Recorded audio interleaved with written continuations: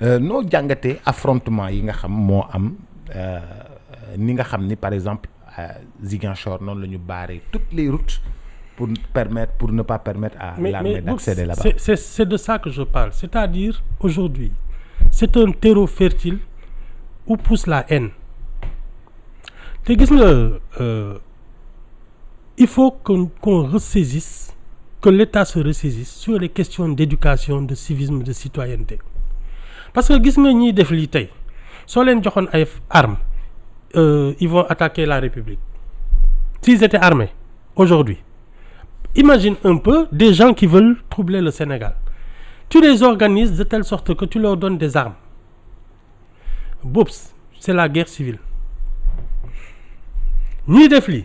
su ñu amoon ay fetal ak ay grenades ñii sànni ay cocktail molotov. ku leen joxoon ay fetal ak ay grenades ils prendraient les armes contre la nation.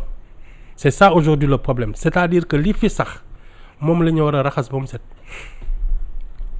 lu bees li am 2021 2022 2023 non beesul ça je te dis. mais ñun ñu ngi koy soog a gis beesul. waaye ñun parce que la violence dans la scène, sur la scène politique, le défi des institutions, je te dis détonateur bi c'est l'affaire Babacar Seye pour man. Tu sais, il y a eu des tentatives à l'époque. On a essayé d'assassiner Senghor. Il y a eu le meurtre d'un député. Xam nga comment ils ont réglé ça? Peine de mort. Pouf. mu jeex. Non, un État c'est ça. Tu sais, l'ordre. Parce que gis nga dès que les institutions s'effondrent, tout le monde est en danger. xam nga ñàkk nañu mujjee ñun ñëpp ku ne jënd say fetal ku am njëgam jënd say fetal teg et tu règles tes problèmes par toi-même. Et on va vers ça si ça continue comme ça parce que lii fii sax moo baaxul. Mais quelle est la responsabilité des autorités étatiques ci lii nga xam ne moo fi sax te réglé wuñu ko? Ah mais je te dis c'est les questions d'éducation, les problèmes principaux des Sénégalais. Fii dañu néewal li nga xam ne c'est fondamental dans un pays. Pour le citoyen. Ah oui. li citoyen bi moom kenn jox ko ko. Non moo tax y a des gens aujourd'hui qui se sentent exclus et qui détestent. Dañuy dem ba bañ seen bopp parce que mënuñu faj seen soxla kenn warmaalu leen kenn yëgu leen da ngay dem ba bañ sa bopp bañ ñëpp. Donc ku ñëw ne la dëkk bi moo la tooñ am fetal a ngi nii nga xalaat oui. lépp luy représenter dëkk bi nga taal ko. C'est ça. kuy représenter dëkk bi nga tirer ci moom sànni ko xeer. Oui. ku ñu ne kii symbole dëkk bi la nga jéem ko daaneel. Voilà. Même si c'est un religieux. Mais dama ne la tu ne fais plus de discernement parce que da ngay njëkk a bañ sa bopp. C'est ça le problème. da ngay bañ sa bopp en tant que sénégalais parce que yaa ngi ci sa dëkk yaa ngi ci biir nit ñi kenn faalewu la kenn yëgu la kenn du la déglu ak yooyu sa saxla du faju jàngoo xamoo dara parce que ñàkk xam moo lay dugal ci lii. Et ça c'est une responsabilité collective mais la part de l'État dans cette affaire est extrêmement sérieuse parce que dañu négliger l'éducation te lii dafa yàgg Boubs. C'est une génération entière qui est en train de partir dans le décor. C'est une génération entière moo dem nii dans le décor. ñii parce que au fond régime bi et c'est peut-être là que Ousmane Sonko a trouvé un terreau fertile. Pour man il y a un conflit de génération entre les dirigeants et l'essentiel de la population parce que les jeunes sont la majorité. ñii seddoo taranga yi depuis 30 ans nii suñu kanam c'est des gens qui auraient dû partir à la retraite depuis longtemps accaparé yëpp di seddoo dëkk bi xale yi seddoo suuf si pétrole bi tool yi poste yi oto yi jànq ji lépp ñu jël. oui te dëkk bi ay xale ñoo fi ëpp. oui te dëkk bi ay xale ñoo fi ëpp. C'est ça. Et donc il y a un vrai conflit de génération. Je pense que la rupture entre Macky Sall et les jeunes c'est parce que les gens s'attendaient à ce qu'il renouvelle la classe politique, redistribue les cartes à une nouvelle génération. Il a maintenu tous les vieux. Ñii dañu dee au pouvoir, ñii voilà. Dem nañu ba mënatuñu. te même soo mënatulee sax ñu def le conseil. alors que ndaw ñi kenn joxu leen dara. C'est ça. Il y a un vrai conflit de génération entre les gouvernants et la population. Mais c'est un problème sociétal qu'on a. Ah oui. C'est un problème sociétal qu'on a. Ah oui. C'est un problème sociétal bu ñuy dund. C'est ça. Le contenu de l'éducation, c'est-à-dire il faut donner du contenu à ces gosses-là. ñu xam lan moo leen fi indi ban njëriñ la leen réew mi amel te ban njëriñ la ñu amel réew mi mais les gens là taluñu ko.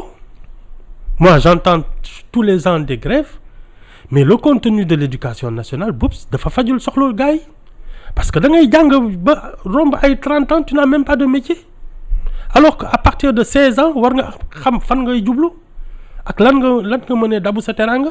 C'est ça la vérité. Le problème est très profond. nooy mujjee après da ngay toog tu entres en politique parce que tu sais rien faire ñu lay utiliser ngay sànni ay xeer di kii ñii campagne su jotee ñu jox la t-shirt jox la 5000 nga doxantu ci biir dëkk bi ak yooyu mais après voilà on distribue des postes comme ça des trucs des emplois fictifs ak lu ne ñu dugg ci ñi nga xam ne nag bokkuñu ils se sentent exclus mais ils ont la haine. kon daal dañoo am ñaari Sénégal ñoo xam ne dañoo am haine bu rëy. C'est ça. C'est ça. mere ñëpp. C'est ça. lu ñu romb war ko taal. C'est ça. C'est ça. Mais dis-moi Ibou kii kay wuyu jiwuma léegi waaw non Ibou xaaral kay wuyu jiwuma léegi c'est fini man ak yéen. C'est quoi la suite? Alors ça dépend de son poids politique parce que entrer en dissidence comme ça la logique serait au moins parce que si il continue dans cette logique-là, c'est prendre les armes. Ah. Da nga yaakaar ni yow Sonko dafay développer le maquis. Je vois pas ce qu'il peut faire d'autre. Soit il reconnaît qu'il y a des institutions et une république à laquelle il appartient. Soit il dit je ne reconnais plus ça et il entre en rébellion. Il n'y a pas d'autre solution. Parce que ni. Je ne le vois même plus aller aux élections. Pour faire quoi? Si tu ne reconnais aucune des institutions, pourquoi tu irais chercher le suffrage des Sénégalais en sachant que même les élections vont être truquées? loo koy doy. bu fekk. Ah, c'est ça qui est logique, hein? Mais boo reconnaître seen justice. waaw mënoo dem ci seen élection. Non, parce que ce sont les juges qui proclament les résultats. C'est ça le problème. Il y a pas de demi-mesure. Soo demee ba ne je ne reconnais plus rien. La seule logique, c'est de prendre les armes. C'est tout. Léegi nag, est-ce que l'État du Sénégal est en mesure de contenir ça et d'y mettre un terme? Loolu la ñuy seetaan dans les jours à venir, mais y a pas d'autre, je vois pas d'autre issue. C'est tout, hein. Mais Ibou bu fekkee ni moom d'accord na ni day ñëw. waaw wuyu si. waaw mais parce que en fait problème bi bu fekkee ni dafa ñëw wuyu si. voilà problème boobu yëpp jeex na. waaw après nag c'est une affaire de justice. Il a des avocats, il a une accusatrice, il se défend. Léegi lu justice bi def muy noonu ñu xam ne loolu la mais si tu dis je n'y vais plus, je ne reconnais plus ça, la suite logique c'est de dire j'entre en rébellion. Ah. mais j'entre en rébellion dafa rëy di. mais lii nga dégg nii depuis 3 jours rëyul ci yow c'est banal. waaw mais j'entre en rébellion. Non, si tu vas jusqu'au bout de ta logique. C'est ça la suite, hein. Tu prends les armes. Ouais, mais c'est dangereux parce qu'il a trop de partisans. ñoo xam de. Mais c'est dangereux parce qu'il a trop de partisans. On n'aurait jamais dû. li nga may wax nii c'est dangereux. Ah oui. Mais maintenant la République du Sénégal, l'État sénégalais, parce qu'aujourd'hui c'est devenu une affaire d'État. D'autres affaires politiques, c'est une affaire d'État. On n'est plus dans la politique, hein, et dans les histoires de trucs. C'est devenu une affaire d'État. Soit l'État est fort et restaure l'ordre, réaffirme son autorité, soit il s'effondre. Mais l'État est chahuté actuellement. L'État est chahuté de toutes parts. Ah ouais? De toute façon, on va voir ce que ça va donner. Ces démembrements sont chahutés de toutes parts. Ces serviteurs sont chahutés de toutes parts. Ah. Non, mais quand on chahute les magistrats, quand on chahute la justice, hein? Tant qu'il y a un état d'urgence, état de siège, accueil. Parce que les gens pensent que l'État, c'est les ministres que tu vas accueillir. D'où les gens qui ont des armes et qui maintiennent l'intégrité du territoire. Bon, les civils, vraiment, jot nañu régler leen. Foofu ngay xam nag luy doole état bi. Armée bi génnagul. On n'a pas commencé à tirer réellement sur les gens. Pour l'instant ay lacrymogènes ak ay matraques nga gis. Donc état bi génneegul dooleem. Pour l'instant ay lacrymogènes la ñu gis. Waaw ak ay matraques. Waaw. Non, ça c'est rien. Le jour où ils commenceront à tirer réellement. ci ngay xam ne nag caaxaan jeex na. État d'exception yooyu nañ ci dem. Est-ce que tu sens un peu que l'État est un peu dos au mur, acculé et tout ça? Non, pas encore.